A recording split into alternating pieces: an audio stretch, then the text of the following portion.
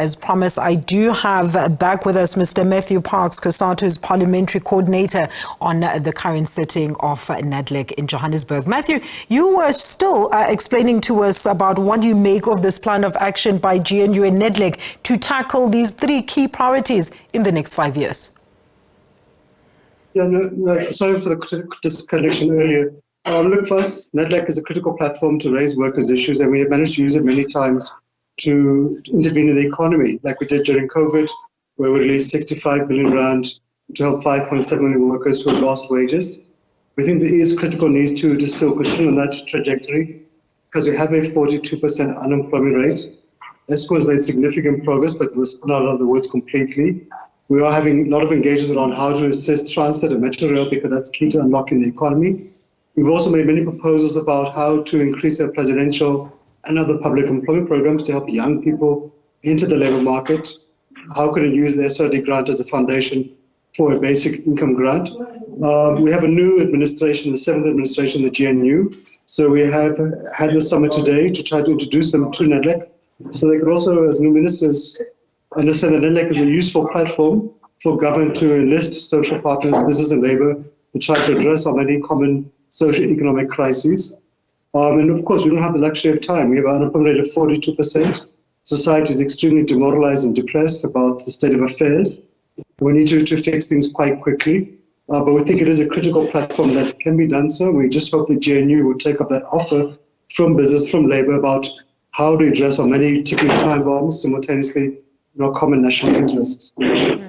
And speaking of those ticking time bombs, Matthew, unemployment is, of course, sitting at about 32.9%. I mean, workers at this moment are being dismissed in the various as well as key sectors like your automotive sectors that are currently shutting down some of their operations in the country. Is there renewed confidence, though, that since the announcement of the 0.4% GDP growth, the two-pot system kicking in, that there is renewed hope for a turnaround, particularly in the creation of jobs, as well as the overall improvement of workers' conditions and remuneration in the country? I think what gives us hope is that, a year ago we had 12 hours of load shedding a day. Today we have not had load shedding for about 5 months. So that's critical Matthew, to all please workplaces. Unmute. I'm not muted, sorry. Oh, please go ahead, Matthew. It's on my side. Please go ahead, sir. It's one of those days. So look, I think the progress you've seen on load shedding, that gives us hope. That's a major achievement. The progress we're seeing is not enough, but there is progress we're seeing in Transnet, because that's really critical for the industrial sectors of the economy. We are seeing progress around Metro Rail reopening, and that's key to transporting 10 million commuters in our cities, the urban economy. SARS too has shown that if you invest in public services, you can fill critical vacancies, you invest in the capacity of the institution, you appoint competent management, you can turn the state around. So I think those are the critical things for us. I think we are appreciative that we have a government that's put in place, led by the President, Cyril Ramaphosa, can see quite quickly. But we need to move with speed because society, I think, understands the progress. Often it's not communicated sufficiently well enough, but still it is progress. But we don't have a huge amount of time. We've got to see the economy growing at a much faster rate than 1%. We've got to see unemployment falling, not increasing. We've got to see public services being rebuilt and not still limping along. I think for us, that's a critical thing. And we have the medium-term budget statement at Parliament in about 6 weeks' time. We really need to see government filling and funding critical public services, not cutting back where it's going to cost society and cost the economy more. So these are difficult times, but we have the foundation to turn things around. What we need is the political will from government, from business as well. But we just can't afford to continue on the path of business as usual. That would be a suicidal approach. And Matthew, what other issues then are you hoping will be part of the agendas on workers' matters at NEDLAC? I think for us, it's about how to use a budget to stimulate the economy. The economy needs to be stimulated. We're not going to pay off things like the public debt if you don't have an economy which is growing.